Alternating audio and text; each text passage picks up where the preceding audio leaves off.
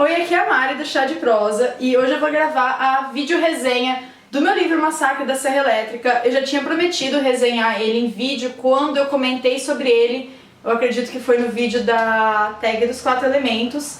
Então, hoje eu tô gravando a resenha pra vocês. Esse livro, ele é diferente do que é o livro da Noite dos Mortos-Vivos, por exemplo, que é lançado pela mesma editora, a editora Darkside. A Noite dos Mortos-Vivos, ele é a história do filme passada para um novo formato, para o formato livro. Então ele é um novo jeito de você conhecer a história. Diferentemente do Massacre da Serra Elétrica, que é um making-of do filme com entrevistas e comentando as dificuldades. Então, esse livro ele foi organizado, foi escrito pelo Stephanie Avorsin.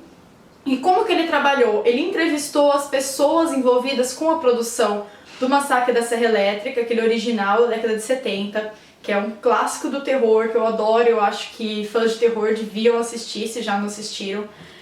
E eu comprei esse livro justamente por conta disso, porque eu sou apaixonada por terror clássico, especialmente pelo Massacre da Serra Elétrica, era o meu filme de terror preferido. E eu comprei o livro porque eu queria saber mais sobre a produção, sobre como foi, as dificuldades. E, na real, eu esperava um relato do diretor ou um relato dos atores. E a gente tem isso, de certo modo, mas ele é dividido em entrevistas. Então ele começa falando sobre a produção. E ele junta trechos de relatos de todas as pessoas envolvidas com a produção para contar como foi isso. Aí depois ele muda para dificuldades para arrumar verba para o filme. Daí ele conta um pouco do relato de cada um. Então, para quem gosta muito do Massacre da Serra Elétrica, ele é uma leitura muito legal. Para quem não é muito fã, eu acredito que deva assistir o filme primeiro.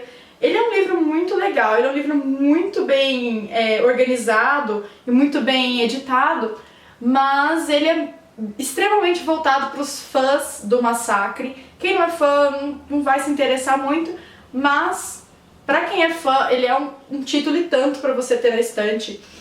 Então, deixa eu mostrar para vocês como que ele funciona aqui por dentro. Ele tem, olha, as entrevistas divididas assim. Então ele comenta o nome da pessoa aqui e vai explicando um pouquinho do que a pessoa falou. Ele é bastante ilustrado, ele tem umas ilustrações muito legais de trechos do filme. Por exemplo, essa aqui. Esse aqui já não é do Massacre original de 74, né? Esse aqui é outro Leatherface. E tem isso também, né? Metade do livro, mais ou menos, é dedicado ao primeiro Massacre da Serra Elétrica. E depois ele começa a comentar de outras produções envolvendo o Massacre. Porque o Massacre, ele teve o Massacre da Serra Elétrica 2, ele teve o Massacre da Serra Elétrica em 3D, ele teve o Massacre o Retorno. Teve 2 documentários feitos sobre o Massacre da Serra Elétrica e todos eles são comentados aqui com relatos tanto dos diretores e produtores de cada um dos filmes, quanto também a opinião do Tobe Hooper, que é o diretor do primeiro Massacre, a respeito dessas continuações e a respeito dos documentários que são produzidos. Ele comenta até um documentário que o filho do Tobe Hooper começou a dirigir a respeito do Massacre, mas que não foi finalizado. Então ele comenta outras produções do Tobe, menos conhecidas e tal, mas esse livro, a parte que fala do Massacre original, que é mais ou menos metade do livro, eu achei muito legal. Quando ele começou a falar dos outros massacres, como eu não sou tão fã das continuações, das produções inspiradas no Massacre, eu já fiquei um pouco mais perdida, já não entendia tão bem quais as cenas que eles estavam falando, mas ele é um título e tanto, assim, para entender como foi a produção do Massacre da Serra Elétrica. Olha essa imagem. Ele tem muitas imagens assim de página inteira. Esse daqui é o vovô da família do Massacre da Serra Elétrica. Quem assistiu o filme vai saber do que eu tô falando. Pra quem não sabe, um pouco da produção do Massacre da Serra Elétrica, eles tinham uma verba muito curta. Então o que eles fizeram? Eles queriam fazer um filme diferente, um filme que chocasse as pessoas. Então eles pegaram algumas locações baratas no Texas mesmo, que é perto de onde eles moravam, ali perto de Houston, eu acho que Houston ou Austin, eu não lembro certinho, mas perto de uma cidade dessas grandes assim lá do Texas. E eles pegaram umas locações baratas e foram meio que improvisando, assim. E eles mesmos comentam nas entrevistas que eles não esperavam ter um sucesso muito grande com esse filme, porque ele foi um filme feito para ser um filme B, assim, no limite mesmo.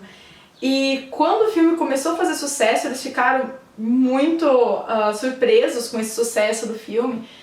E acabou que eles ficaram conhecidos, o filme ficou conhecido, mas ninguém ganhou muito dinheiro com isso, porque foi meio desorganizado. O filme arrecadou muito dinheiro, mas a maioria ficou, acho que, pros patrocinadores e tal. Teve uma grande dificuldade para eles conseguirem patrocínio. Teve uma grande dificuldade, acho que foi a maior dificuldade deles, de conseguir entrar nos esquemas de censura para estrear no cinema na década de 70. Teve alguns países que não estrearam o filme, teve alguns países que censuraram o filme. Teve muitos cortes que eles tiveram que fazer para estrear em alguns países também. Isso tudo porque eles queriam conseguir a classificação R, que é tipo restricted, se não me engano. E ele é um filme que as pessoas conseguem assistir no cinema mesmo sendo menores de idade. Eu acho que dos 16, 17 anos já pode assistir essa classificação. E eles não conseguiam, porque todas as pessoas classificavam eles como filme para adulto, ou filme que pegava classificação, acho que a mesma classificação de filme pornô, assim, porque tinha muita violência e as pessoas achavam melhor eles não estrearem no cinema. Então, para estrear, eles precisavam de uma certa classificação de censura, e para isso eles precisavam fazer muitos cortes em determinados países e foi super complicado para eles. Então, assim, ele conta todo o detalhe da produção do Massacre da Serra Elétrica, desde a concepção, a produção do roteiro, a escolha dos atores, as dificuldades, o retorno que eles tiveram, o que foi a vida deles depois do filme do Massacre da Serra Elétrica também. Então, pra quem tem interesse nessa área, ele é ele é um livro muito legal. E a edição da Darkside tá muito bonita. Eu já até cansei de falar isso dos livros da Darkside. Eles são todos muito bem editados, é uma coisa que eu sempre comento nas resenhas, porque eu acredito que quanto mais as pessoas começarem a perceber que existe um padrão assim para livro, a gente vai parar de pagar R$50 em livro brochura, porque tem editora que publica livro brochura com diagramação horrível e cobra R$50, e a gente tá acostumado a pagar isso, não percebe, mas os livros da Darkside não extrapolam do preço e tem uma edição muito melhor. Então, olha, como vocês podem ver aqui, ele é um hardcover, ele é capa dura, e ele é totalmente estilizado, assim, não tem... A edição dele é bem diferentona de edições normais, assim, de clássicos e tal. É cheio de imagens. Então tem imagem de todos os filmes aqui, tem detalhes da maquiagem dos atores. Deixa eu achar uma imagem legal pra vocês. Tem uma foto do Leatherface do primeiro filme, de página inteira, assim, que é a minha foto preferida do livro. E eu esqueci de marcar aqui qual página. Achei, pra mostrar pra vocês. Eu adoro essa imagem. Eu acho que essa imagem, assim, ela é quase uma abertura, assim, ela tá nas primeiras páginas. E ela é bem representativa. Esse daqui é o Leatherface original, do filme original, que foi interpretado pelo Gunnar Hansen, que é um dos principais entrevistados aqui do livro. Então, olha, eles dedicam páginas inteiras às ilustrações, às fotos.